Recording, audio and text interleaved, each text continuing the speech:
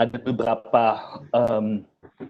panelis dan pembicara yang sudah cukup dikenal di kardiologi, khususnya aritmia.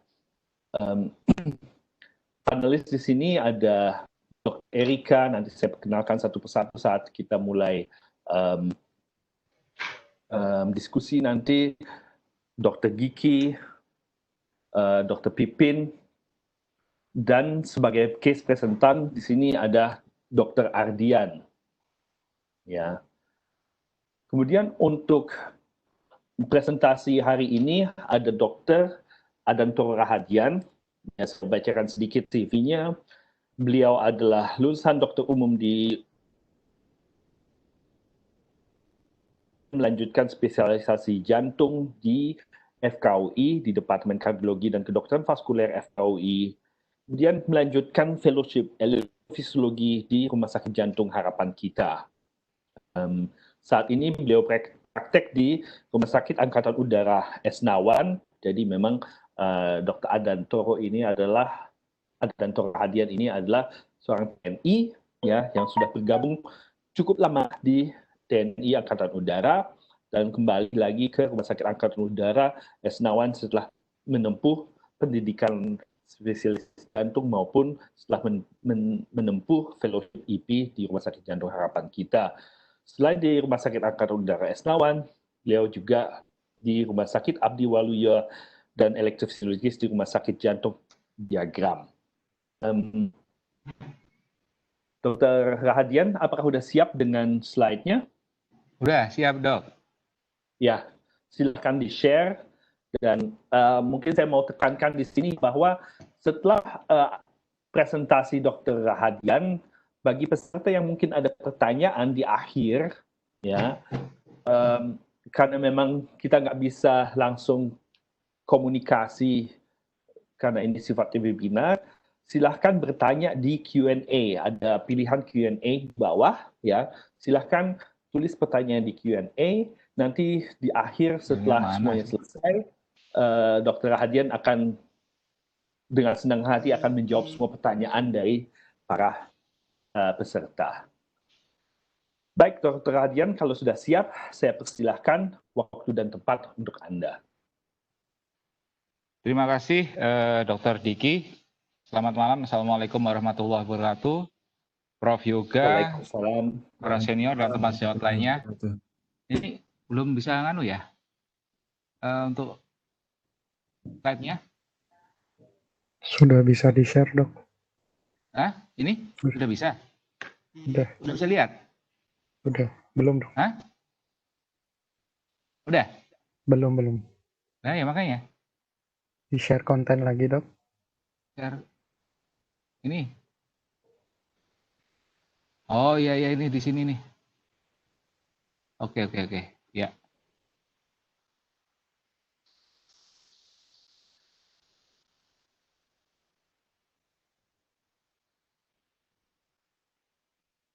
Udah ya? Udah ya? Bisa ya? Sudah. Terima kasih Dr. Diki, Prof. Yoga, para senior, teman sejawat lainnya.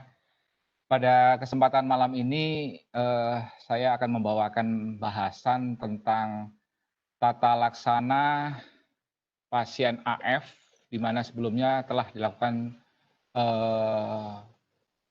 prosedur tindakan PCI.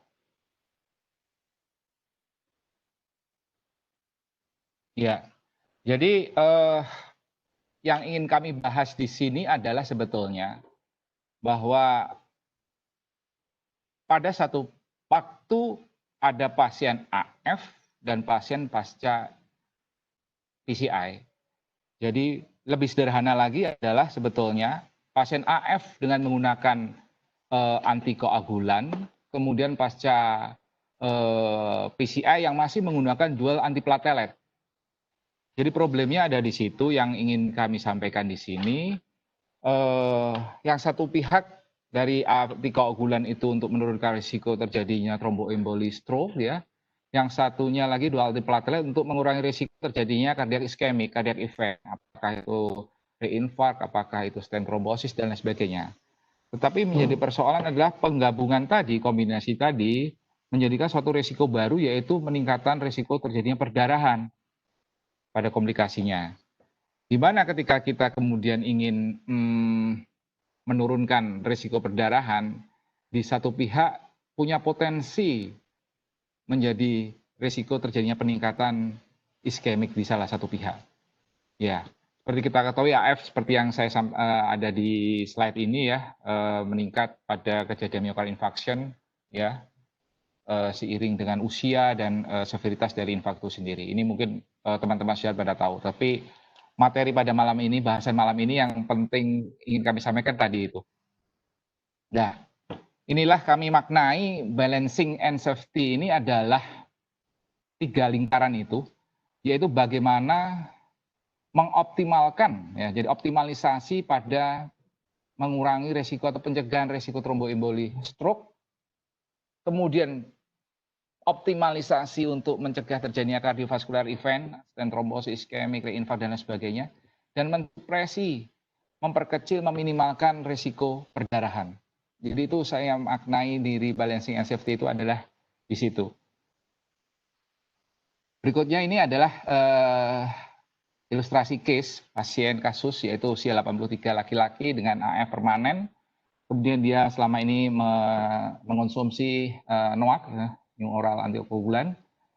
Kemudian dia dirawat masuk ke emergensi dengan chest pain, kemudian diagnosa sebagai non-STEMI dan recurrent chest pain. Dengan ini vitalsanya seperti ini, ya. Kemudian faktor risikonya ada di sebelah kanan, ya. Faktor risikonya ada hipertensi, kolesterol, rokok, ya, kemudian yang sedikit menurun, ya, HB10 dan sebagainya. Kemudian pasien itu dilakukan PCI dengan teknik single stent dengan stent dash tersebut.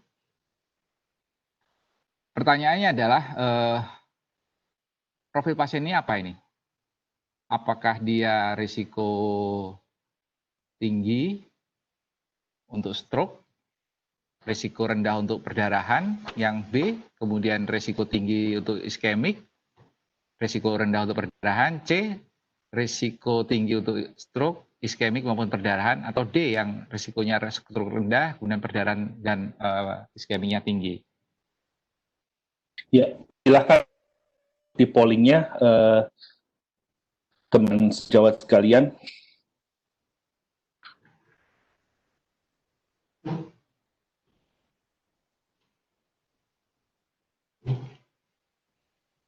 Oke, silakan Hamid ditampilkan hasil pollingnya.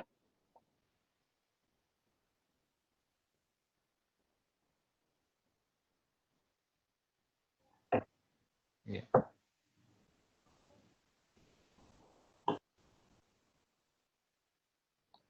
Silakan Dr. Adian. Ya, lanjut ya dok ya. Ya, mayoritas menjawab C di sini. Iya, baik. Ini bisa dihilangi ya pollingnya. Ya. Jadi para teman sejawat bahwa stratifikasi risiko pada pasien AF kemudian pasien dengan PCI, undergoing PCI itu sangat penting sekali ya, yaitu untuk menentukan langkah-langkah strategi selanjutnya dalam tata laksana tersebut untuk mendapatkan balancing dan safety tadi. Pada case tadi ya, CHA score-nya adalah 4. Perlu diketahui bahwa CHA score itu sudah masuk di dalam guideline ya. Jadi untuk scoring untuk melihat adanya risiko terjadinya tromboemboli, stroke infark dan lain sebagainya. CHA score pasien ini 4 ya. Pada pasien dengan CHA score yang lebih besar dari 2 pada laki-laki dan lebih besar 3 pada wanita, itu sudah menjadikan indikasi untuk pemberian antikoagulan ya. Ini CHA score moderate high pada skor 4 ini. Maaf Dr. Adian. Ya. Slide-nya ada ketutup sedikit kotak abu-abu. Ya ini mungkin itu bisa dipindahkan ke tempat lain. Ya udah. Dihilangkan aja. Oh hilang. Udah ya, bisa ya kali dok ya. Oke, dah. Kelihatan. Oke, much better. Ya, good. Ya, okay. Terima kasih. Kemudian risiko perdarahan pada pasien ini ada Hasblet 4 skornya, ya. Lebih besar daripada 3 itu kategori sudah high risk untuk bleeding, ya. Ini skor total itu 9 ya. Oke. Jadi mungkin kalau yang very high risk itu mungkin lebih dari 5 ya, tapi saya belum pernah baca untuk very high risk ya. Jadi lebih besar dari sama dengan 3 adalah high risk. Kemudian untuk Gray score, apa ini Gray score? Nah, Gray score ini diperuntukkan untuk scoring untuk pasien-pasien undergoing PCI yang dengan risiko apakah risiko iskemiknya tinggi atau tidak. Pada tata laksana PCI yang non-elektif, jadi seperti primary, kemudian early invasive dan lain sebagainya. Dengan mempunyai cut off 140, jadi artinya kalau cut off itu 140 lebih itu mempunyai high risk untuk terjadinya arteriotrombotik pada pasien yang dilaksanakan PCI. Pada pasien ini berarti semuanya tinggi. Untuk risiko stroke tinggi, risiko bleedingnya tinggi, perdarahannya, dan risiko untuk iskeminya pun tinggi. Jadi jawabannya adalah C. Lanjut Dr. Diki. Ya, silakan. Mungkin sedikit lebih cepat karena waktu agak terbatas ya. Mohon maaf. Iya. Kenapa?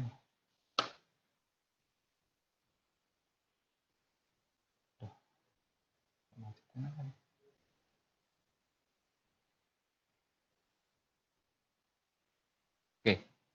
Ya. Sebetulnya masih banyak kriteria-kriteria yang lain untuk teman sejawat, apakah untuk bisa mendapatkan menjadikan satu acuan ya, seperti peningkatan umur dan sebagainya, resistant trombosis dan sebagainya. Artinya kategori-kategori pasien itu bisa kita lihat dari referensi seperti ini. Ya, ini Gray score tadi ya. Jadi di atas 140 punya risiko tinggi untuk terjadinya suatu arteriotrombotik ya. Poin-poinnya ada di sini tadi ini. Ya, kemudian syntax score. Syntax score ini untuk yang PCI yang elektif dengan cut off dari lebih besar dari 33. Ini mungkin para teman sejawat yang intervensi koroner lebih familiar untuk menggunakannya ini. Ya, pada pasien ini kenapa dilakukan tindakan PCI, dilakukan stenting karena ini masuk dalam kategori high risk, yaitu Gray score lebih dari 140, kemudian dengan simptomatik, dengan recurrent chest pain. Jadi ini masuk dari early invasive pada pasien ini. Ya, pertanyaan berikutnya adalah, ketika pasien ini kemudian direncanakan untuk early invasive PCI, ini mana pernyataan di bawah ini yang benar? Apakah antikoagulannya itu harus tidak perlu diberhentikan yang A, kemudian yang B NOAC-nya perlu diberhentikan, yang C loading aspilate tidak diperlukan, dan D adalah glikoprotein GP2B3A bisa digunakan. Sorry. Silakan ikuti pollingnya. Oke, polling sudah selesai. Silakan Hamid untuk menampilkan hasil polling.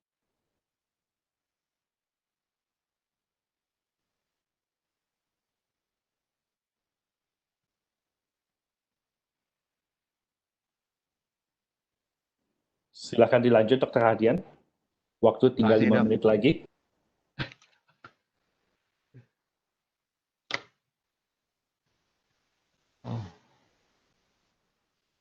Ya, kita lihat jawaban A di sini yang mayoritas menjawab ya. Ya, jadi betul itu. Dokter, jadi tidak perlu di stop. Jadi artinya bahwa pada keadaan PCI non elektif, jadi emergensi ya, invasif atau primary dan sebagainya. Jadi antikoagulan tetap, aspilate tetap, clopidogrel tetap. Ya, aspilate pun tetap ada loadingnya, sedang clopidogrel masih bisa di-adjust dengan penilaian risiko perdarahan pada pasien ini bagaimana. Kemudian heparin digunakan juga di-adjust untuk pemberian pada saat durante tindakan perisobrodal. Artinya prinsipnya tetap diberikan. Kenapa diberikan? Bagaimana? Karena resiko terjadinya suatu akut trombosis jauh lebih penting untuk diatasi daripada untuk menunda pemberian NOAC tersebut. Jadi ini ya jawabannya. Jadi O-nya masih tetap diberikan, tidak perlu diputus. Sedangkan yang GP2B3A itu malah harus dihindari untuk pada pasien-pasien seperti ini. Baik. Kemudian setelah PCI selesai, kemudian pasien selanjutnya boleh dirawat untuk pulang discharge.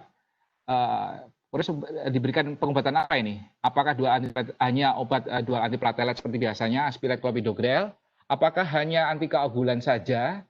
Apakah antikoagulan plus dual antiplatelet selama 12 bulan, ya?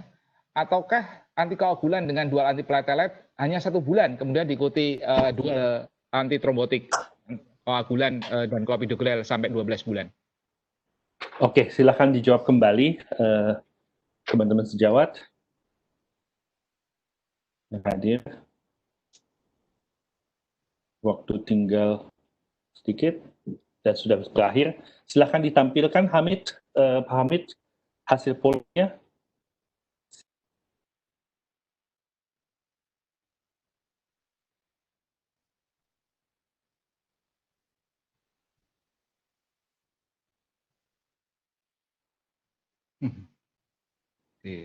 Ya, mayoritas menjawab D. Ya.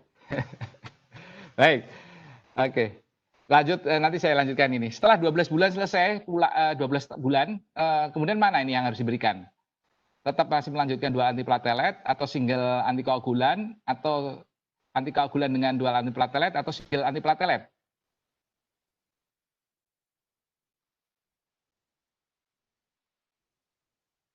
Silakan dijawab kembali pollingnya.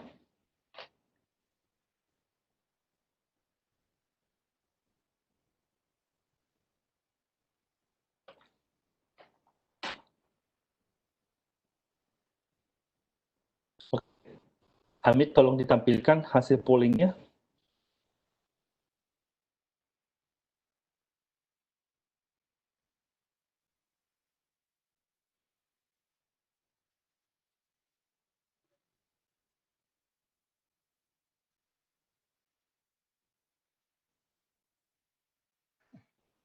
Oke, mayoritas menjawab B, Dr. Hadian. Silakan.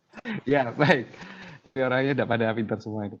Baik, langsung saya jawab yang pertama ya. Jadi ini berdasarkan guideline ini bahwa pada pasien yang ACS, akut coronary syndrome STEMI, monoSTEMI, pada high risk bleeding, HBsAg lebih dari 3, kita berikan triple antitrombotik yang terdiri dari antikoagulan, kemudian oral antikoagulan, aspirin, dan clopidogrel selama 1 bulan.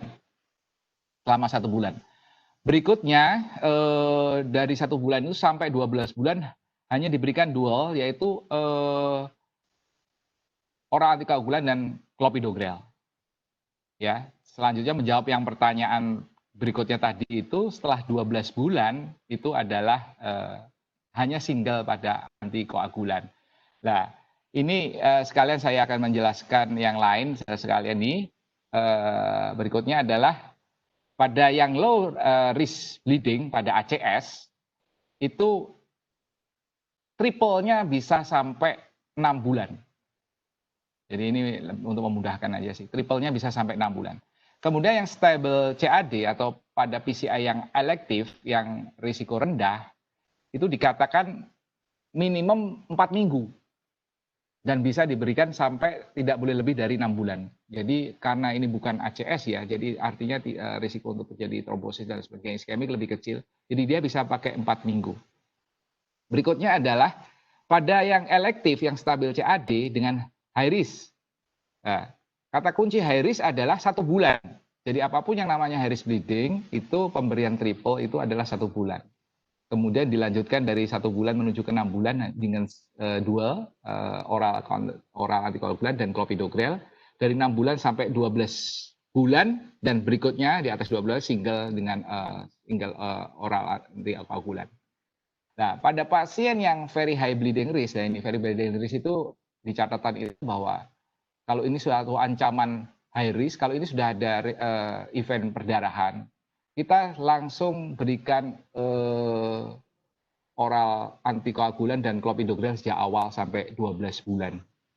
Nah, persoalannya ini kan pasien bisa aja tidak apa namanya, tidak dengan pemberian itu kita masih punya yang namanya LAA closure ya, untuk closure penutupan pada LA appendage itu, dan sudah masuk di dalam guideline kelas 2B. Jadi mungkin apabila, artinya begini, dalam pembahasan ini mungkin atmosfernya adalah seolah-olah seperti kita hanya terpasang tadi yang saya sampaikan antara antikoagulan dan platelet. Tapi ketika semuanya itu sudah buntu dan terjadi adalah perdarahan-perdarahan, ya mungkin ini adalah salah satu solusi yang bisa kita berikan, yaitu dengan rekomendasi LA closure. Seperti yang di sini sebetulnya seperti rekan-rekan tahu, teman sejawat yang tahu, prinsip dari tata laksana AF itu kan 3, yaitu rate control maupun untuk mencegah tromboemboli. Kalau bisa awal mengubah dengan ritme kontrol, yaitu syukur, ya, misalnya dengan kardioversi, kemudian dengan AF, tentu dengan syarat-syarat tertentu yang satu pasien dengan pasien berbeda. Tetapi kalau tidak bisa, tentu kita akan pakai opsi yang lain, termasuk untuk mencegah tromboemboli dengan entah oral antikoagulan, termasuk juga dengan LA closure tersebut. Jadi tidak hanya terpaku untuk itu aja. Nah, di sini juga sudah masuk di dalam rekomendasi di guideline ya, bahwa NOAC dan warfarin. Jadi khusus warfarin ini hanya diberikan yang itu kekhususan adalah yang tidak boleh diberikan pada NOAC adalah mechanical heart valve dan mitral stenosis yang severe. Dan ini sudah untuk oral antikoagulannya sudah masuk juga warfarin, kemudian jelaskan detail itu ada dabigatran, rivaroxaban, apixaban, dan edoxaban.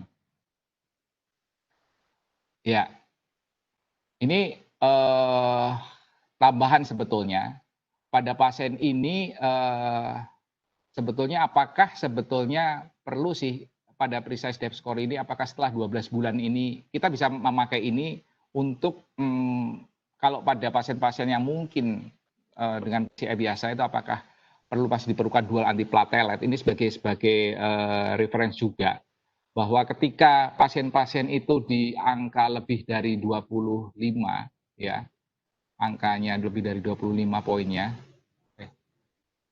ya, ini tidak perlu karena risiko perdarahannya tinggi. Di sini adalah grafiknya seperti ini ya, bahwa semakin ke kanan angka 25 itu kita menggunakan precise depth score ini risiko atau kemanfaatannya itu kurang dibanding kalau misalnya untuk penggunaan dual antiplatelet di atas 12 bulan. Itu berdasarkan ini ya, berdasarkan precise depth score. Nah, sedangkan dengan kalau kita berdasarkan dengan guideline tadi juga sudah cukup hanya dengan single. Pertanyaannya adalah bagaimana mungkin ya dengan single antikoagulan kemudian orang dengan CAD yang dengan riwayat PCI kemudian cukup aman. Nah, ini ada yang namanya AVIRE trial itu, atrial fibrilasi pada ischemic event with rivaroxaban. Ternyata membuktikan bahwa di atas 12 bulan sampai 36 bulan itu 3 tahun bahwa monoterapi ini rivaroxaban dibanding dengan rivaroxaban dengan kombinasi terapi dengan antiplatelet, baik itu clopidogrel maupun aspilet, itu menunjukkan non inferior ya dibanding untuk endpointnya stroke ischemic myocardial infarction. Artinya bahwa guideline yang memberikan rekomendasi satu single antikoagulan itu cukup baik ya. Satu yang bisa saya sampaikan di sini dari trialnya AVIRE tersebut. Ya, berikutnya saya sudah nggak ada pertanyaan lagi, tetapi saya ingin mengajak mengulas yang tentang sebenarnya guideline tersebut. Bagaimana ada triple dan sebagainya. Sudah 2010 ini orang sudah ada gambaran tentang triple terapi ya, warfarin kemudian azacitidine yang sudah pernah direkomendasikan oleh ESC, walaupun itu adalah hanya sebagai expert opinion bukan randomized trial. Nah, yang menariknya di tren sini adalah trennya ke sini adalah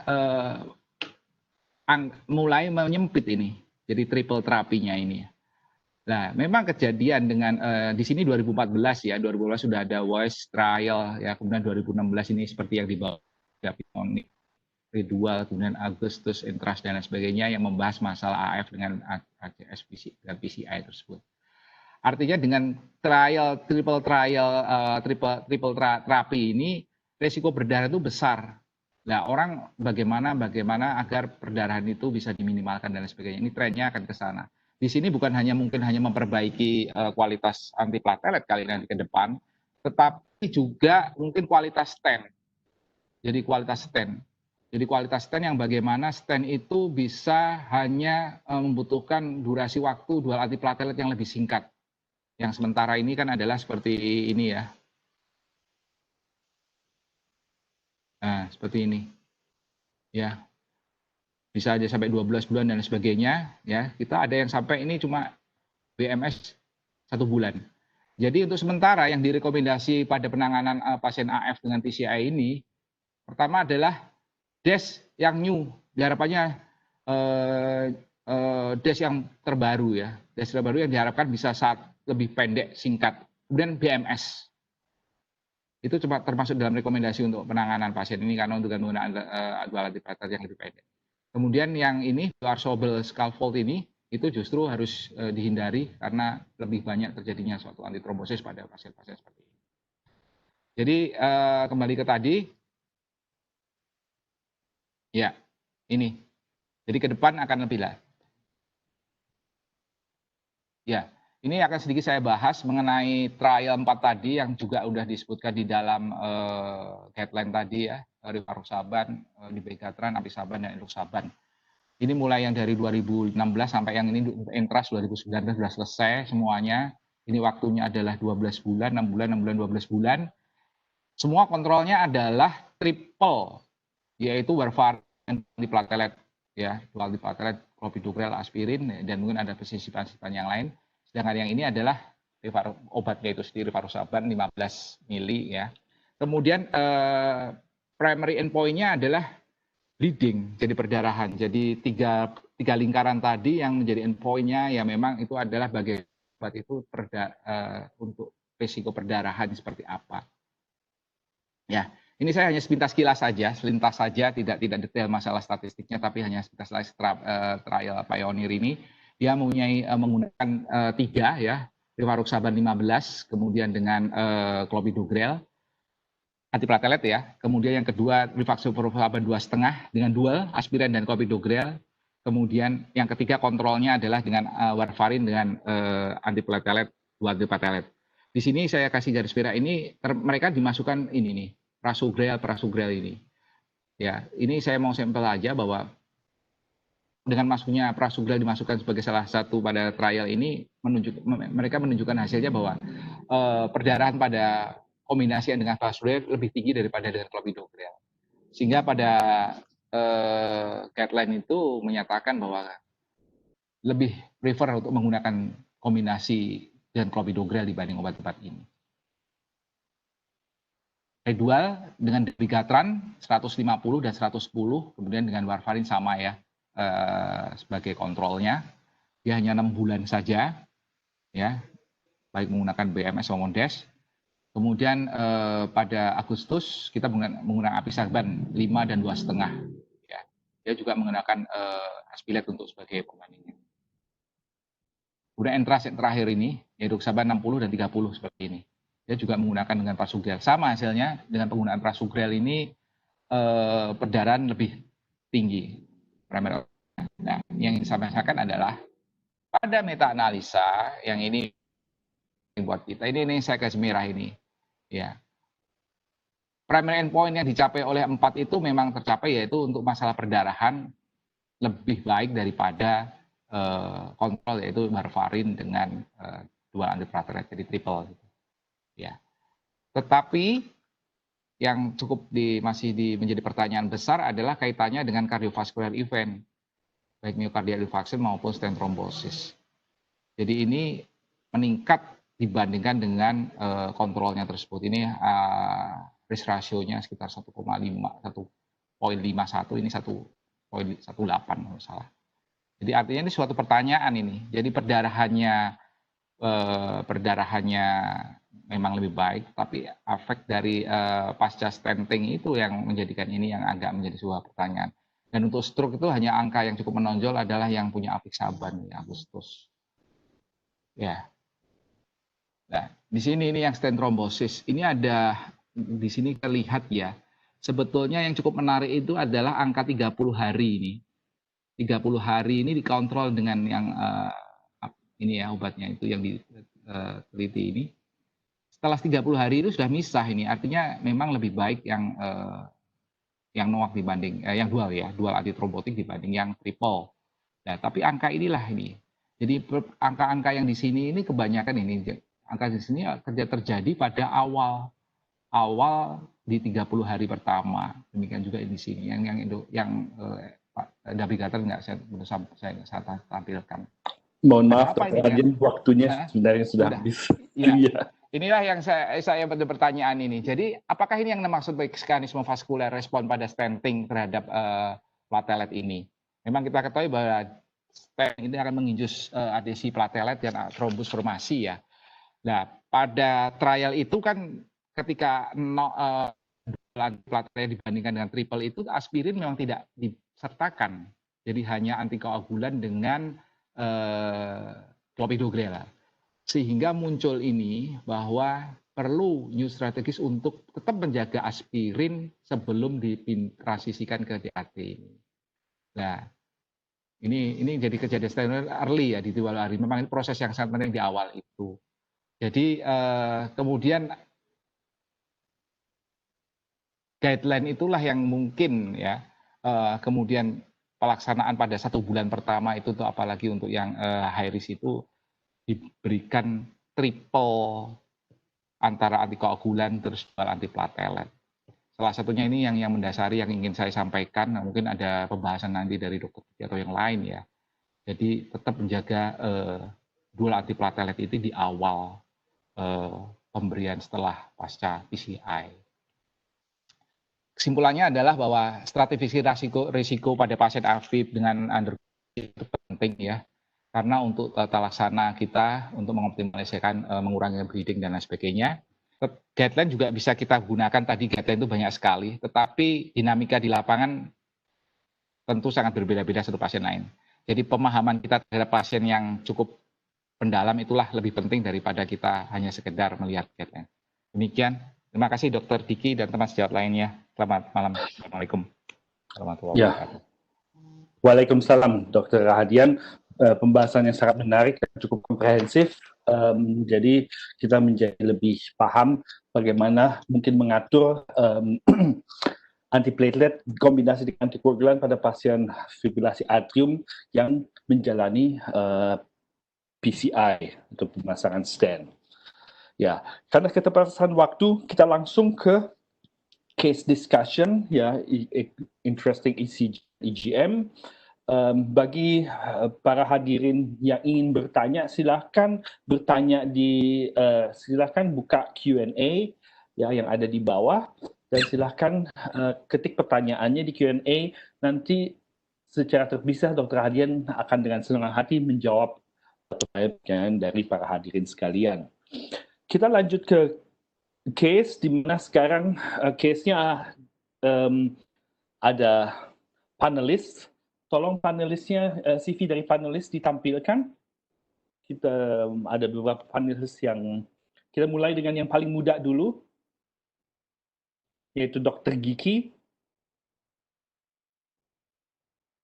Ya, Dr. Giki, yaitu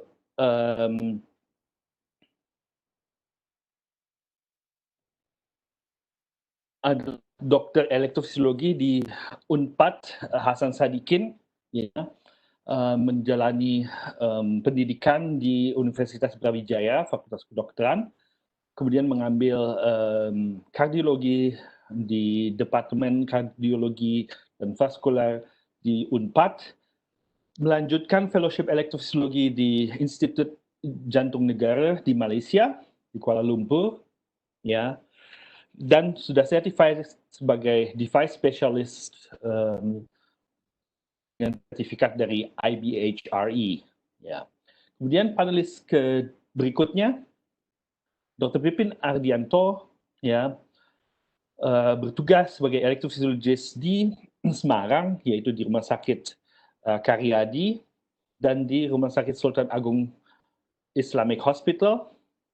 Setelah tamat dari Universitas Diponegoro, melanjutkan spesialis jantung dan pembuluh darah di Undip juga, ya, dan melanjutkan fellowship EP-nya di Harapan Kita tahun 2018. Kemudian yang paling senior di antara panelis ini adalah Dr. Erika Maharani, ya, yang merupakan bendahara di Indonesian Heart Rhythm Society setelah menjalani pendidikan di Fakultas Kedokteran Universitas Indonesia, melanjutkan ke spesialis jantung juga di Fakultas Kedokteran Universitas Indonesia, Departemen Kardiologi dan Kedokteran Vaskuler, dan melanjutkan fellowship elektrofisiologi di Rumah Sakit Jantung Harapan Kita, dan saat ini adalah konsultan elektrofisiologi di Rumah Sakit Sarjito, Yogyakarta. Dan sebagai presentan untuk case discussion hari ini ada Dr. Ardian Rizal yang akan mempresentasikan beberapa kasus yang sangat menarik, ya.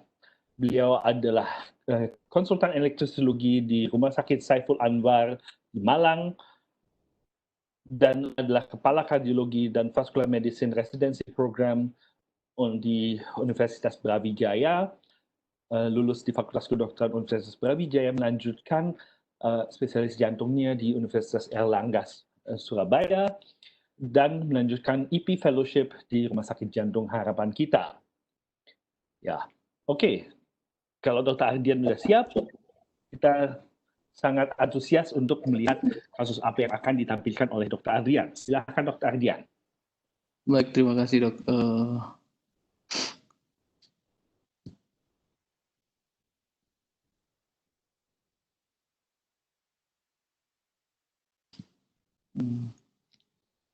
Slide-nya udah bisa dilihat dok? Sudah bisa, sudah bisa. Baik, terima kasih Dr. Diki. Assalamualaikum warahmatullahi wabarakatuh. Selamat malam para panelis, para senior saya semuanya, dan para peserta sekalian. Malam ini saya kebagian tugas untuk mempresentasikan kasus yang dimana nanti para senior-senior saya ini sebagai panelis ini akan mengomentari kasus saya. Jadi agak deg-degan juga yang dikomentarin para senior. Jadi yang pertama saya akan menyampaikan sebuah kasus. Jadi ini adalah kasus tentang WPW. Sejauh mana sih kita harus mengejar WPW ini adalah kasus yang barusan saya kerjakan, rujukan dari Dr. Mirza. Dr. Mirza ini kardiolog dari Rumah Sakit Dr. Harjono Ponorogo. Jadi ini case yang pertama, seorang wanita umur 39 tahun, dia adalah dietitian, jadi ahli gizi di rumah sakitnya Dr. Mirza tadi. Kemudian ketahuan WPW pada saat melakukan general check up, keluhan sih nggak ada, nggak pernah SVT, cuma kadang-kadang merasa dadanya tidak nyaman saja, kemudian tidak ada hipertensi, diabetes yang lain tidak ada, dan kemudian dia merasa tidak yakin karena ketahuan WPW ini, dia merasa tidak nyaman dengan WPW-nya, sehingga dia mencari berkonsultasi dengan Dr. Mirza. Hasil pemeriksaan echo dan pemeriksaan laboratorium lain dalam batas normal. Ini adalah ECG-nya. Kita lihat di sini, ini jelas suatu WPW, saya rasa mungkin teman-teman sudah tahu. Mungkin ini pollingnya, silahkan. Jadi kalau kita dapat kasus kayak gini, apa sih yang akan kita lakukan? Oke, silahkan jawab polling ini. Saya rasa mungkin kasus seperti ini sering kita jumpai ya dok. Jadi kalau misalkan ada pasien-pasien general check up atau apa, kemudian kita dapat WPW yang tanpa keluhan, mau diapain sebenarnya untuk? Iya, betul. Oke, Hamid, silakan tampilkan hasil pollingnya.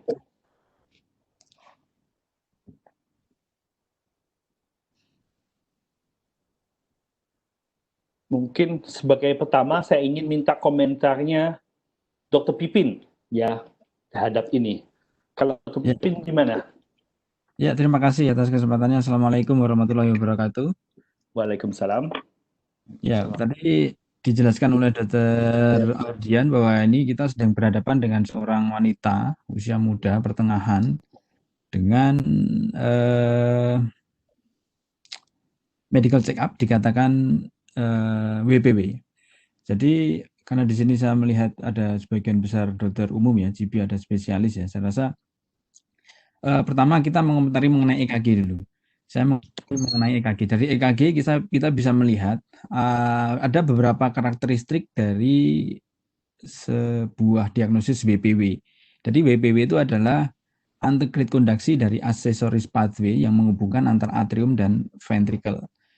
Bukti dari accessories pathway ini atau jalur tambahan ini adalah PR interval yang memendek, terus kemudian ada aktivasi early atau aktivasi awal dari accessories pathway yang kita bisa melihat dari delta wave pada QRS kompleks ya, terus kemudian pelebaran QRS kompleks, dan pada beberapa kasus akan kita temui ada abnormalitas repolarisasi. Karena pada WPW terjadi early depolarisasi karena kita bisa menemukan aktivitas kelainan repolarisasi biasanya disebut diskordan dari gelombang T maupun segmen ST. Nah, yang perlu diperhatikan pada WPW ini adalah seberapa cepat dia bisa menyalurkan atau mengkonduksikan seluruh aktivitas dari atrium, apakah cukup cepat atau tidak. Pada kasus ini kita belum yakin betul apakah ini asimptomatik atau tidak, sehingga kita perlu pemeriksaan lanjutan untuk mengetahui karakteristik dari aksesoris pathway itu sendiri. Itu dulu dari saya, Dr. Diki. Baik, terima kasih. Mungkin ada tambahan dari panelis yang lain, Dr. Erika atau Dr. Giki, atau kita lanjut ke Dr. Ajar langsung. Baik, terima kasih dok. Jadi seperti yang sudah dijelaskan Dr. Pipin tadi, sebenarnya kalau kita berhadapan dengan kasus WPW, maka ada beberapa clinical manifestasi atau manifestasi klinis yang harus kita pikirkan. Tadi sudah dijelaskan Dr. Pipin bahwa kalau kita tahu, misalkan ini adalah gambaran jantung, S anode, ini AV node. Sebenarnya kalau orang normal itu AV node itu adalah satu-satunya jalan yang bisa dilalui dari listrik dari atrium menuju ke ventricle. Tapi pada kasus WPW, maka ada aksesoris pathway atau jalur tambahan di mana dia menyebabkan ada sebagian ventricle yang lebih dulu teraktivasi, makanya disebut sebagai pereksitasi. Dengan adanya dua jalur ini, maka manifestasi klinis pertama yang harus kita selalu ingat pada WPW adalah tentu saja adalah suatu SVT ya. Jadi ada AVRT ya, atrioventricular entrant tachycardia, baik itu yang antidromik, ortodromik itu hanya sebagai istilah saja, apakah dia antegrade-nya melalui aksesoris pathway-nya atau antegrade-nya melalui AV node-nya. Kemudian, tetapi selain SVT pada kasus ini kita harus ingat bahwa ada manifestasi klinis lain dari WPW yang mungkin sedikit lebih berbahaya atau bahkan mungkin yang berbahaya yang harus menjadi pertimbangan kita, yaitu pada kasus WPW ada beberapa jumlah pasien yang mengalami sudden cardiac death, terutama apabila ada manifestasi WPW yang disertai dengan adanya atrial fibrilasi, walaupun atrial fibrilasinya hanya bersifat paroksismal. AV node yang kita punya ini, AV node ini punya beberapa kelebihan. Di antaranya dia mempunyai sifat decremental conduction, artinya dia akan membatasi jumlah impuls yang bisa melalui dia, sehingga kalaupun terjadi atrial fibrilasi, kalau kita ingat atrial fibrilasi itu rate atrialnya sekitar 300 atau lebih, maka tidak semuanya 300 tadi akan turun menuju ke ventricle yang menyebabkan ventricle biasanya rate-nya antara hanya 100 sampai 150 kali per menit. Tetapi sifat decremental conduction tadi tidak dimiliki oleh aksesoris pathway, sehingga yang dikhawatirkan apabila suatu saat pasien tersebut mengalami atrial fibrilasi, maka semua impuls dari atrium tadi akan turun ke ventricle melalui aksesoris pathway yang dimana itu akan menyebabkan rate ventricle menjadi sangat cepat, sehingga menyebabkan kemungkinan sudden cardiac death. Ini angka-angkanya saya rasa, dan ada beberapa faktor yang harus kita pertimbangkan, yaitu antara lain adalah right anteroseptal. Tadi mungkin kita bisa lihat dari ECG-nya, mungkin beberapa teman sudah tahu bahwa kalau yang tadi sih bukan anteroseptal tapi posteroseptal dan usia tua. Pada pasien kita ini sebenarnya tidak ada. Kalau kita lihat di guideline, maka kita harus lihat pertama tadi saya sebutkan bahwa pekerjaan dia adalah dietitian ya. Jadi di sini dia tidak termasuk high risk occupation. Saya ingat dulu waktu di harapan kita waktu fellow ada pasiennya Dr. Diki, kebetulan seorang pilot kalau nggak salah. Nah itu nggak usah dipikir lagi, dia pasti high risk, sehingga harus langsung ablasi. Sedangkan pada pasien saya, dietitian saya rasa tidak terlalu high risk, sehingga kita harus melakukan non-invasive risk stratification.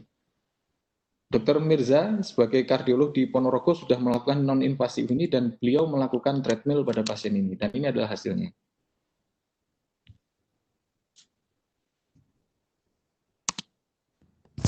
kita lihat di sini ada ST depresi pada saat treadmill, pada peak exercise, pada heart rate 153 dengan horizontal ST depression lebih dari 1 mm.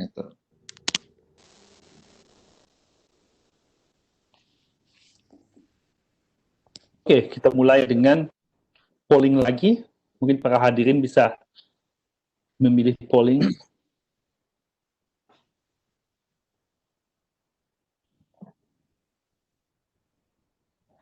Silakan. Silakan Hamid untuk menampilkan hasil pollingnya.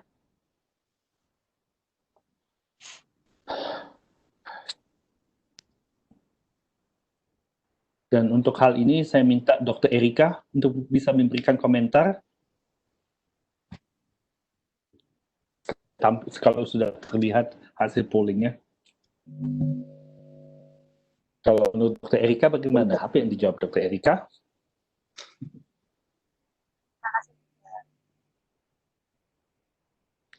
Silakan, Dr. Erika.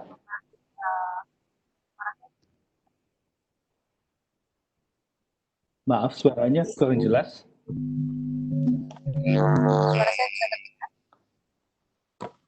Belum.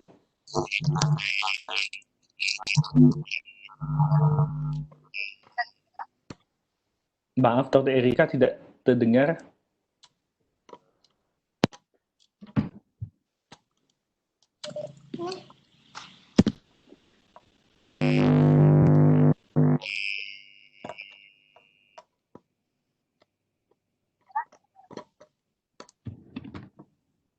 Silakan Dr. Erika. Ya, Assalamualaikum warahmatullahi wabarakatuh. Waalaikumsalam warahmatullahi wabarakatuh. Datang juga.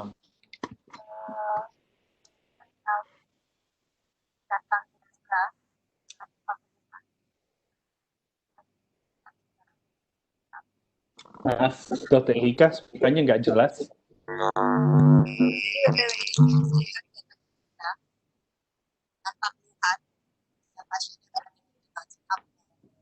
Nggak usah headset, Dr. Erika. Nggak usah headset kayaknya, Mbak, Dr. Erika. Headset kayaknya. Lepas aja headsetnya.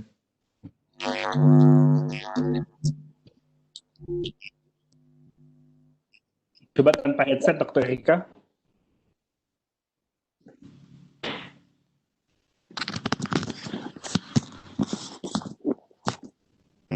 Halo. Ya.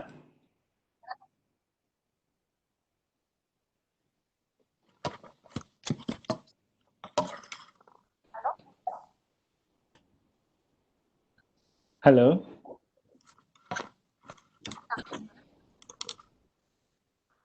Mohon maaf Dr. Erika, tapi tidak terdengar jelas. Mungkin kita lanjutkan ke komentar dari Dr. Gigi untuk hal ini. Ya, terima kasih atas kesempatannya, Dr. Diki. Jadi kalau tadi hasil treadmill yang sebelumnya itu ada ST depresi yang dibandingkan dengan baseline-nya tidak ada ST depresi. Nah, yang menariknya di sini seringkali kalau kita melihat pada kasus-kasus WPW itu ST depresinya itu muncul pada saat SVT. Nah, ini perlu dilihat pada saat treadmill ini dia induce SVT atau sinus takikardi gitu ya. Nah, ini bagaimana ceritanya Dr. Adrian? Apakah pada saat treadmill itu tiba-tiba heart rate-nya cepat atau gradual gitu? Kalau kita lihat sih morfologinya masih sinus ya Dr. Adrian ya. Iya dok, jadi pasien ini pada saat treadmill tidak terindus SVT, dia heart rate-nya naik biasa. Cuma memang ini yang saya tampilkan hanya pada saat peak exercise-nya, nanti ada slide lain yang menunjukkan progresivitasnya pada saat heart rate naik. Tapi ini memang pada peak exercise, pada heart rate 150, hasilnya seperti ini.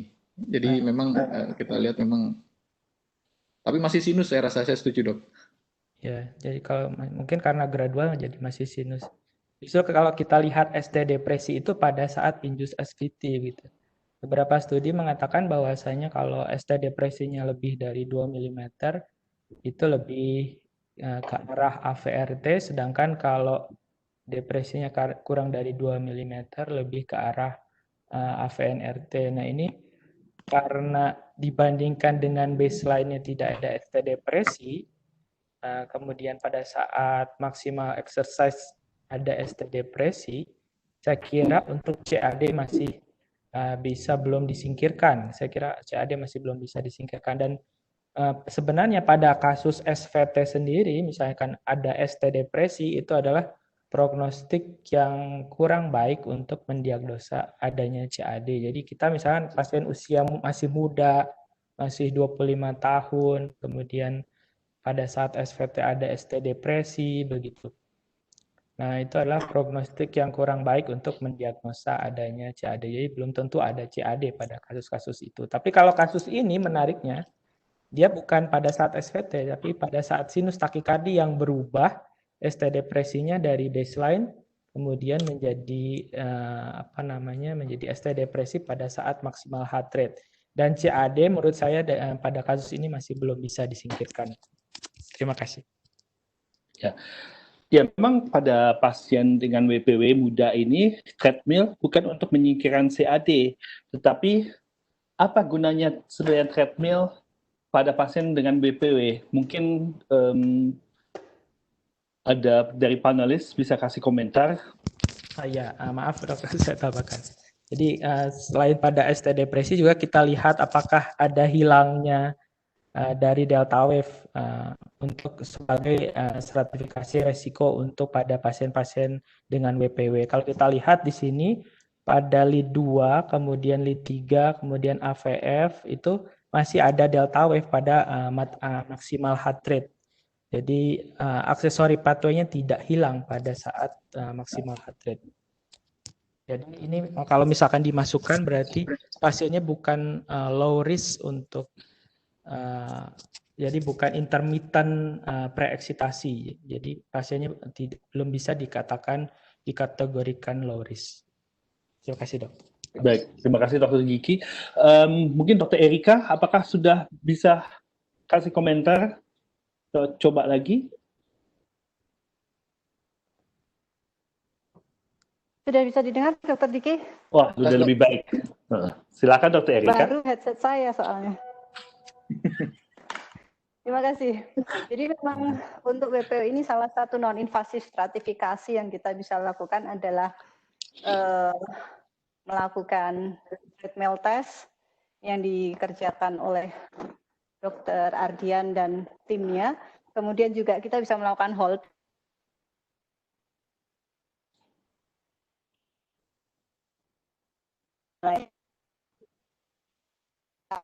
Lakukan treadmill test dan heart rate naik pada pasien delta wave-nya masih ada, maka kita bisa menduga bahwa efektif refractory period accessory pathway-nya ini sangat bagus. Artinya bahwa kemampuan dia untuk menjalarkan sinyal dari atrium ke ventricle sampai dengan heart rate, biasanya kalau treadmill kan 170-180 itu memang cukup bagus. Artinya suatu saat kalau misalnya dia mengalami atrial fibrilasi di mana heart rate-nya bisa 300 sampai lebih, takutnya dia semuanya sinyal itu akan kebanyakan dilewatkan lewat accessory pathway sehingga pasiennya mempunyai resiko sudden death.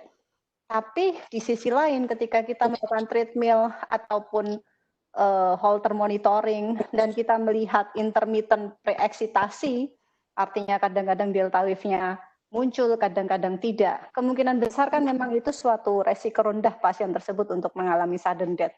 Tapi ada juga suatu studi yang mengatakan intermittent preeksitasi pada non-invasive testing untuk stratifikasi resiko, itu seringkali biarpun dia hilang timbul delta wave-nya, 1/5 pasien ternyata efektif refractory period-nya kurang dari 250. Artinya tidak menyingkirkan kemungkinan resiko sudden death pada 1/5 pasien. Jadi memang itulah kenapa di guideline dibilang yang paling bagus adalah stratifikasinya dengan studi elektrofisiologi. Baik, terima kasih Dr. Erika. Jadi kita lanjutkan ke Dr.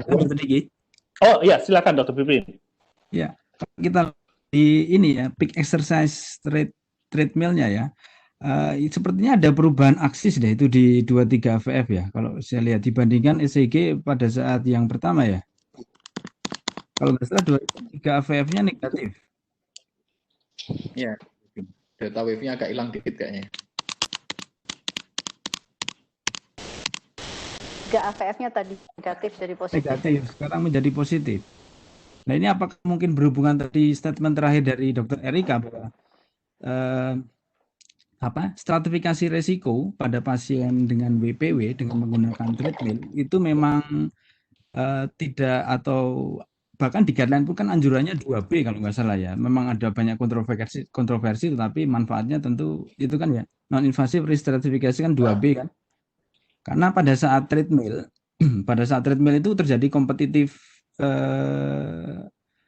antara aksesoris pathway dengan IV node. Bisa saja pada saat peak exercise tadi AV node-nya menjadi lebih cepat dibandingkan pada saat resting, sehingga mengubah aksis dari frontal plane tadi yang awalnya lebih ke arah inferior ini sudah cenderung dalam tanda kutip normal.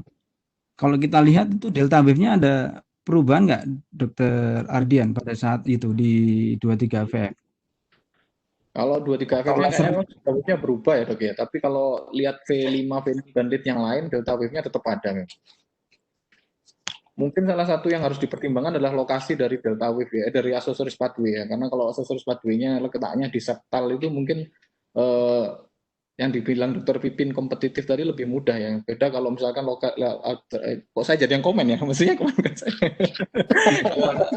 Kalau aksesoris pathway-nya di level lateral itu mungkin ya, kalau di level lateral gitu mungkin memang, tapi kalau ini di septal jadi mungkin dia lebih mudah. Ini memang Dr. Pipin jeli sekali bahwa 23 VF-nya memang hilang ini. Ada sih, cuma memang hilang. Nanti kita lihat ada slide-nya yang selanjutnya, dok. Itu maksudnya pada saat kapan itu dia mulai berubah dari negatif ke positif? Apa? Saya jadi harus buka slide-nya dulu ya nanti. Ada sih dok. Bentar. Nah ini dok. Sorry. Nah, ini mana sih? Nah.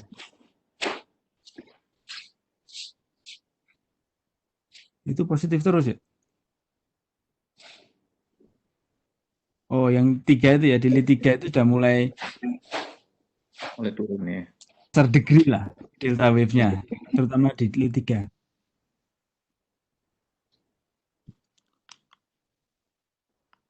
Ya.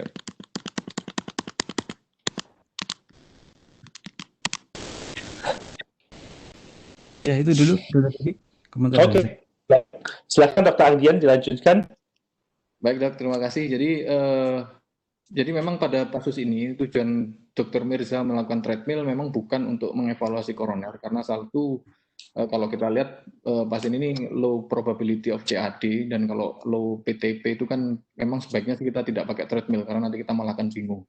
Selain itu, kalau kita lihat dari guideline, ini guideline lama, treadmill tahun 97, bahwa ada beberapa golongan yang sebaiknya kita tidak melakukan treadmill untuk mengevaluasi adanya koroner. Yaitu BPW masuk dalam salah satunya, yaitu pasien dengan BPW, pasien dengan pace rhythm, pasien dengan ST depresi LVH misalkan, dan pasien dengan LB2B, maka sebaiknya memang kita tidak melakukan treadmill untuk mengevaluasi. Jadi ECG stress test sebaiknya memang tidak dilakukan. Kita mungkin bisa melakukan stress test yang lainnya. Terus tujuannya apa? Tadi sudah dijelaskan oleh Dr. Erika dan Dr. Gigi dan Dr. Pipin bahwa tujuannya adalah kita mau melihat stratifikasi resiko dari stratifikasi kegawatan dari si aksesoris pathway. Kita ilustrasikan di sini, yaitu pada heart rate yang lebih rendah, maka akan terjadi kompetisi antara si sinus node dan si AV node dan aksesoris pathway, sehingga sebagian ventricle diaktifkan oleh AV node, sebagian ventricle diaktifkan oleh si aksesoris pathway, sehingga akan muncul delta wave.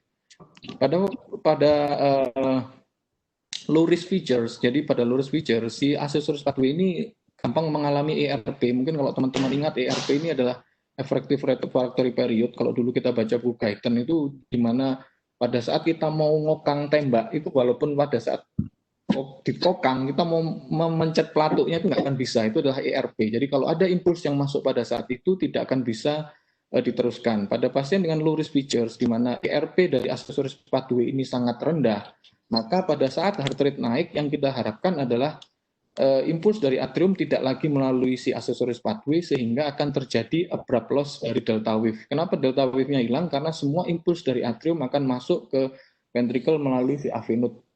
Ini yang luris. Tetapi pada yang kasus kita, pada pasien ini, pada saat heart rate-nya naik, delta wave-nya tetap ada. Artinya apa? Bahwa pada saat heart rate-nya naik, si aksesoris pathway ini 153 tadi masih bisa dilalui oleh impuls. Jadi dia belum ERP, masih bisa dilalui impuls.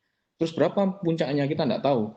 Akan lebih bahaya lagi kalau pada saat di heart rate-nya naik, delta wave-nya menjadi lebih besar atau KRS-nya menjadi lebar. Itu artinya apa? Bahwa AV node-nya sudah refractory period, sedangkan semua impuls akan berpindah melalui aksesoris pathway. Jadi pada pasien ini kita lihat bahwa delta wave-nya pas sampai heart rate mana nih peak exercise-nya, ini peak exercise-nya kita bisa melihat bahwa delta wave-nya semuanya masih ada. Ini peak exercise, heart rate 153, delta wave-nya masih ada.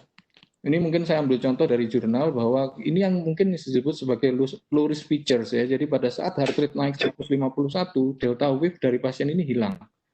Ini yang kita harapkan sebenarnya kalau kita dapat pasien seperti ini, maka kita bisa berpikiran bahwa orang ini dengan heart rate 150 aja, delta wave aksesoris pathway-nya udah nggak bisa dilewatin. Artinya kalau dia suatu saat AF mentok heart rate-nya paling ya 150. Orang AF 150 nggak akan sudden cardiac death. Mungkin itu yang disebut sebagai low risk. Ya. Sehingga pada pasien ini sesuai dengan alur guideline, maka Dr. Mirza mengirimkannya ke saya untuk dilakukan elektrofisiologi tadi. Jadi ini adalah gambaran yang saya lakukan. Jadi ini adalah ECG pada saat datang. Dan ini kateternya posisinya seperti ini. Jadi saya menggunakan 3 kateter dari vena femoralis. 1 ablasi ada di atrium. Kemudian ada kateter dan kateter coronary sinus yang berasal dari jugular. Mau dikomenin atau mau lanjut, Dok? Lanjut dulu ya, Dok ya. Ya, lanjut dulu, silakan. Jadi ini restingnya dari seperti ini. Kemudian saya lakukan seperti biasa bahwa saya melakukan mulai dari RV, saya memacu di RV, kita melakukan passing dari RV. Dan mungkin kalau kita bisa melihat di sini bahwa pada saat RV melanglung ini di sini kita lihat ada KRS-nya sudah mulai KRS lebar. Ternyata atrium ini ada di atrium, ablasi, kateter ablasi ada di atrium, dia tidak mengikuti pola yang ada, rate-nya tidak mengikuti rate yang ada di pacu saya. Artinya pada saat seperti ini sudah terjadi retrograde block. Retrograde block itu menunjukkan bahwa pada saat ventricle dipacu tidak ada impuls yang bisa naik ke atrium, baik itu melalui aksesoris pathway maupun melalui AV node. Kemudian saya melakukan pacu dari HRA dan hasilnya seperti ini.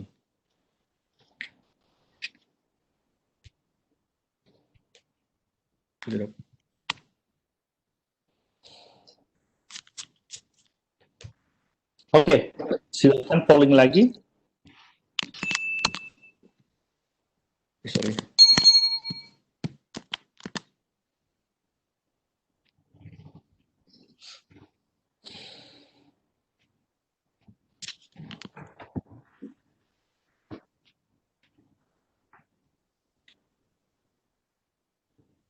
Oke, Hamid, silakan ditampilkan kalau udah selesai pollnya. Ya, silakan ditampilkan. Saya minta Dr. Erika untuk memberikan komentar apa yang akan Dr. Erika lakukan dalam hal ini. Jadi kalau dari prosedur IP yang dilakukan Dr. Ardian, kita tahu bahwa berarti effective refractory period accessory pathway-nya pas 250 ya, Dr. Ardian. Ya Dok, ini cuma sebenarnya kalau kita lihat 250 udah hilang, 260 jadi ya. 250 itu yang hilang A-nya Dok. A-nya udah nggak capture lagi. Jadi AP-nya kita nggak tahu. Berarti nggak bisa, berarti aksesori pathway-nya mungkin kurang dari 260 ya. Iya Dok. Saya rasa kalau saya dan terus kemudian di passing di ventricle retrograde block. Saya rasa kalau saya masih akan memberikan obat isoprenalin untuk memastikan apakah memang itu retrograde block apa tidak, dan mungkin IRP aksesori pathway-nya mungkin juga bisa lebih diketahui lebih pasti berapa sebenarnya dengan memperbaiki posisi HRA-nya supaya passing-nya lebih capture. Tapi artinya saya kadaluarsa Dok. Jadi saya waktu itu pakai sulfasatropin. Minta dokter. Tidak ada perbaikan dari retrograde block-nya Dok. Karena kalau di guideline kan mereka bilang dengan penggunaan isoprenalin ya. Jadi saya rasa memang ada tempatnya. Mungkin kalau diberikan isoprenalin retrograde conduction-nya akan jalan.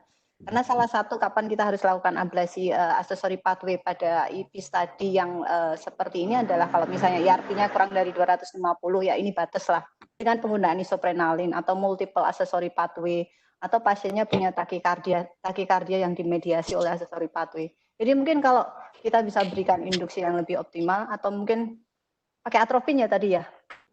Punyanya atropin sama norepinephrine, Dok. Nah, pakai norepinephrine juga? Pakai, tapi cuma membaik dikit, Dok. Jadi hanya membaik 550 udah retrograde blok, malah lebih blok lagi. Jadi kayaknya tidak ada perbaikan dan saya pacu dengan tidak ada sama sekali yang tercetus dan tetap retrograde blok, Dok. Oke, kalau misalnya seperti itu kita memang nggak punya fasilitas ya saya akan lihat lokasi accessory pathway-nya di mana, Dokter Ardian. Kalau memang dia mudah dijangkau dan jauh dari AV node, saya akan ablasi. Lokasi accessory pathway-nya, fusionnya ini ada di CS78, Dok, di dalam coronary sinus posteroseptal. Oke, mungkin ya. Mungkin komentar dari Dr. Giki, apakah dibiarkan atau diablasi? Dan kalau diablasi apa pertimbangannya? Ya, kalau saya lihat memang tadi karena di pacing di V kemudian ada retrograde block, artinya yang dominan di sini adalah konduksi antegrade-nya. Nah, yang berkaitan dengan sudden cardiac death adalah sebenarnya bukan konduksi retrograde tapi konduksi dengan antegrade. Ini yang berbahaya. Jadi yang paling bahaya dari WPW itu adalah ketika AF kemudian ada, karena AF itu kita dapatkan 50% pada pasien-pasien WPW. Kalau AF itu dikonduksikan melalui accessory pathway yang mampu mengkonduksikan 250 milisecond IRP-nya, artinya si accessory pathway ini mampu mengkonduksikan sampai heart rate sekitar 240 kali per menit. Nah, itu berbahaya. Ketika terjadi AF maka bisa menjadi ventricular fibrilasi. Jadi kalau kita lihat di guideline ada istilah SPERI, kemudian efektif refractory period pada accessory pathway. Nah, itu di sini 260 saya kira karena letaknya di posteroseptal saya akan ablate. Dan juga selain juga pada accessory pathway ini juga tidak hanya yang berbahaya ini tidak hanya akan menyebabkan F sehingga menjadi VF dan risiko sudden cardiac death yang tinggi, juga accessory pathway di daerah septal itu akan menyebabkan disinkroni. Jadi lama-kelamaan pasien-pasien dengan accessory pathway yang terutama di right anteroseptal itu dia akan menyebabkan disinkroni, kemudian LV-nya menjadi dilatasi, kemudian menjadi heart failure. Jadi saya kira saya akan memilih untuk mengablate. Terima kasih, Dok. Baik, mungkin Dr. Pipin ada pendapat yang berbeda? Iya, kalau kita mencoba melihat dari EGM-nya ini ya, ini memang atrialnya ketika 250 dia tidak capture, tadi sudah dibahas oleh Dr. Erika. Jadi IRP dari aksesoris pathway-nya dipastikan kurang dari 250 sehingga tidak tepat pada potongan yang 250 yang dianjurkan oleh guideline. Tapi yang dibahas Dr. Gigi barusan itu cukup menarik bahwa pada konsep aritmia indus kardiomiopati itu tidak melulu diakibatkan oleh suatu takiaritmia. Kadang-kadang juga bisa diinduksi oleh aksesoris pathway di mana insersinya terutama di septal. Karena pada aksesoris pathway yang insersinya di septal tentu akan lebih banyak miokardium ventricle kiri terutama itu yang terdepolarisasi duluan dibandingkan yang di posisi non septal, sehingga saya juga sepakat kalau memang dia posisinya di septal untuk mengurangi risiko kemudian hari terjadinya left ventricle systole fungsi ya saya akan ablasi apabila tempatnya bisa dijangkau terutama ya, dan harus diperhatikan risk of benefit apabila tempatnya terlalu dalam dan ini dalam CS tentu kita harus approach kita tidak menggunakan kateter ablasi yang konvensional ya, harus kita ganti dengan irrigating. Mungkin itu Dr. Diki. Akan Dr. Ardian dilanjutkan. Jadi apa yang dilakukan oleh Dr. Ardian akhirnya pada pasien ini?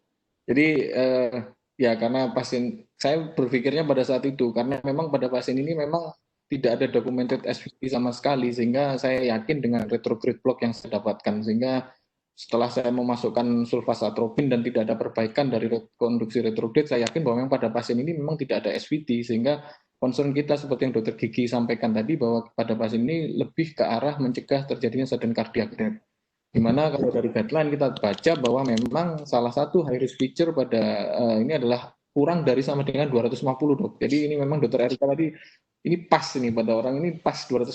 Jadi gimana, apa mau kita lanjutkan atau enggak? Tapi ya karena pasien udah di meja dan datangnya dari Ponorogo lagi jauh, kalau saya nggak ngapa-ngapain kok kayaknya gimana gitu ya. Dan kebetulan pada pasien ini alhamdulillahnya belum dok, yang kita lewati satu selesai.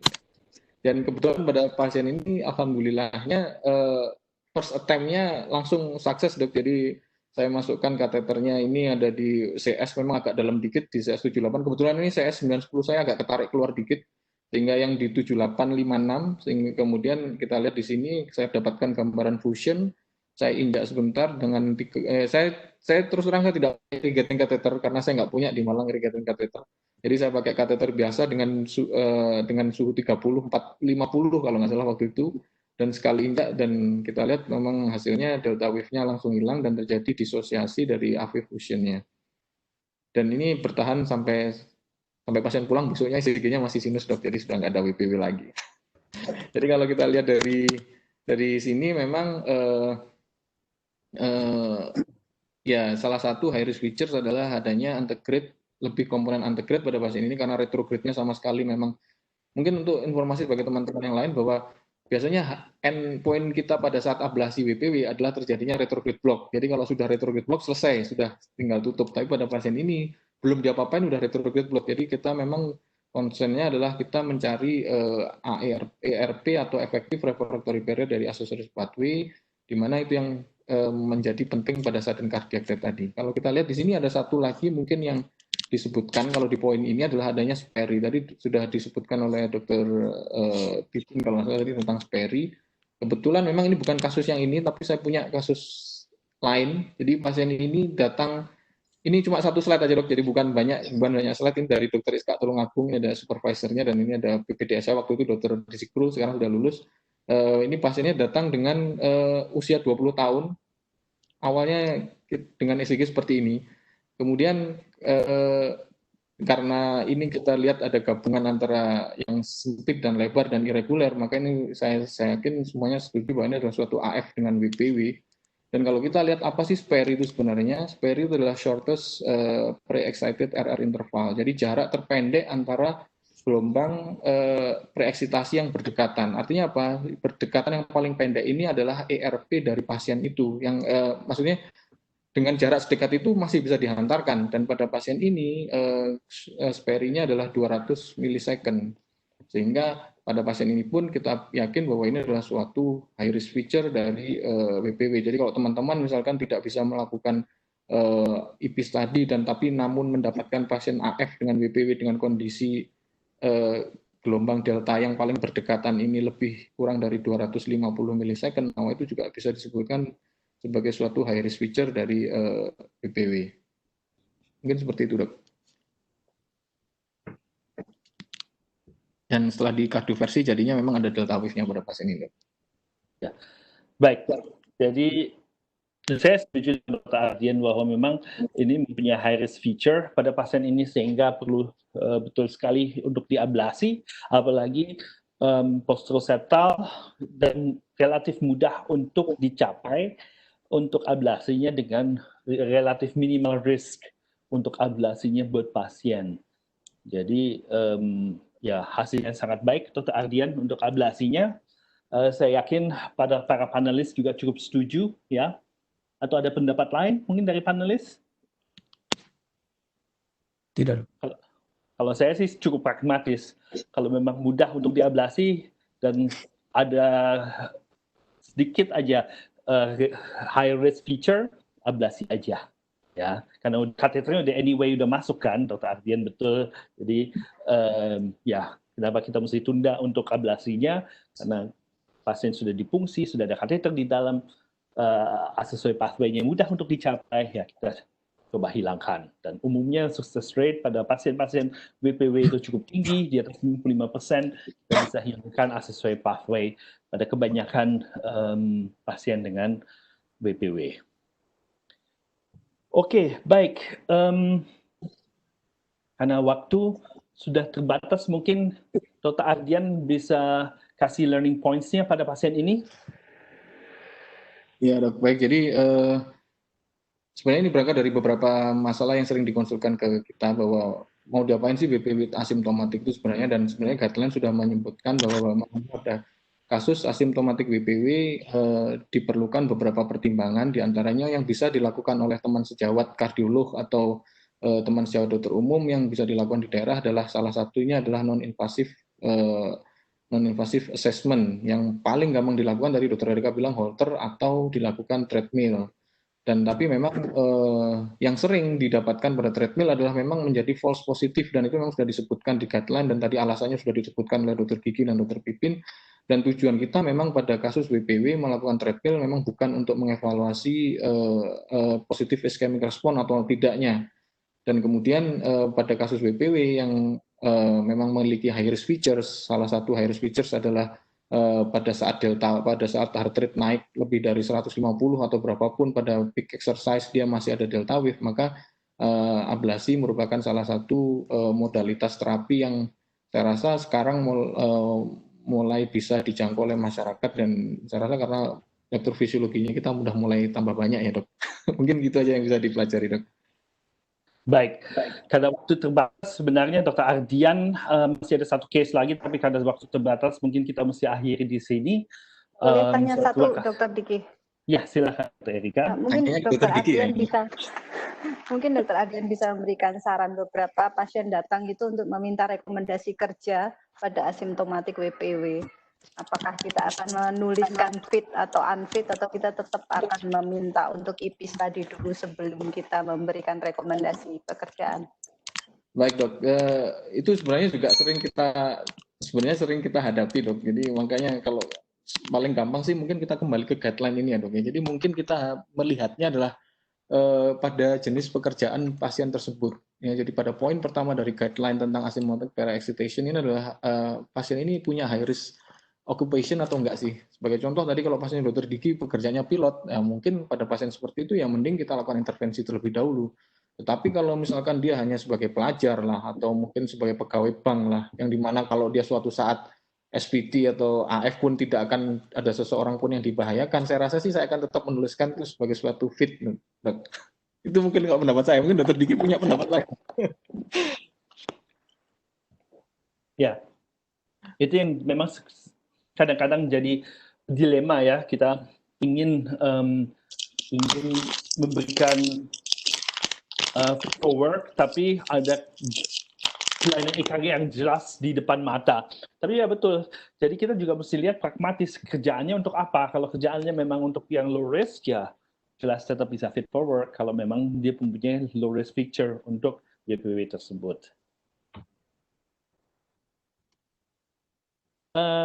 Ya, sebenarnya Dr. Ardian masih ada satu case lagi, tapi karena keterbatasan waktu, sayangnya kita harus akhiri di sini. Saya berterima kasih sebesar-besarnya kepada para panelis, yaitu Dr. Giki, Dr. Pipin, dan Dr. Erika, dan juga kepada case presentan, yaitu Dr. Ardian Rizal, serta kepada Dr. Rahadian yang sudah membawakan kuliah yang cukup menarik tadi di awal. Juga terima kasih kepada sponsor kita, yaitu Kalbe, ya, yang sudah memberikan restricted grant untuk melakukan webinar yang kali ini.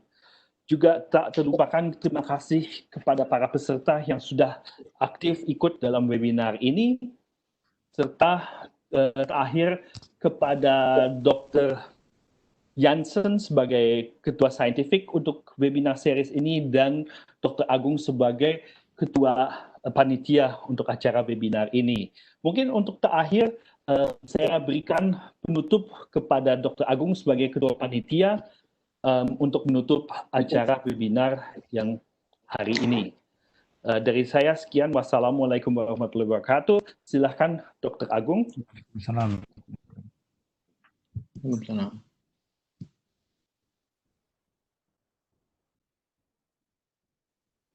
Dr. Agung.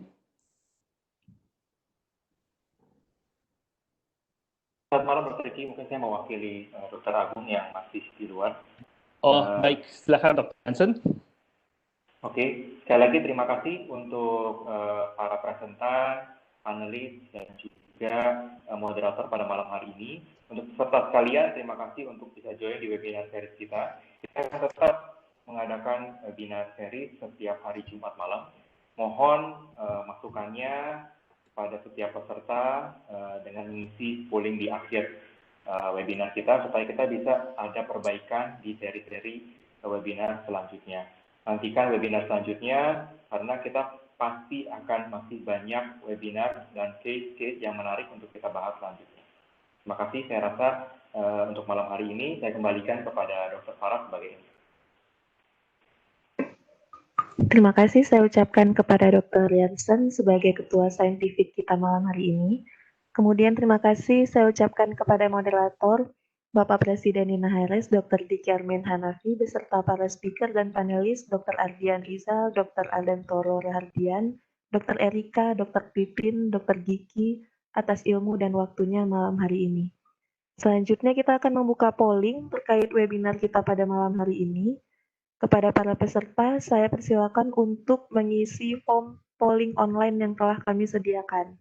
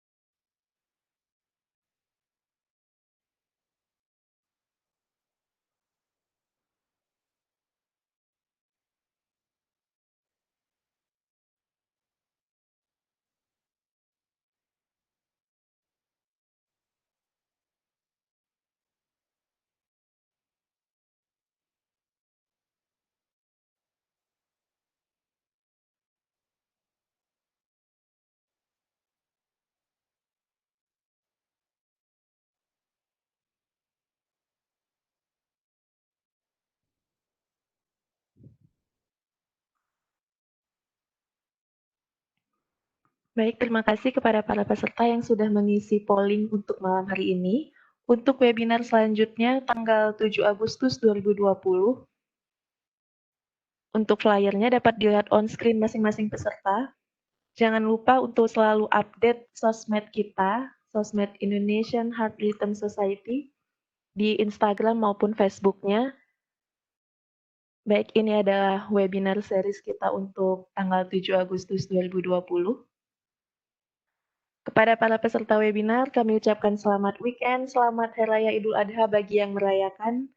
Wabillahi taufiq wal hidayah. Wassalamualaikum warahmatullahi wabarakatuh. Waalaikumsalam warahmatullahi wabarakatuh.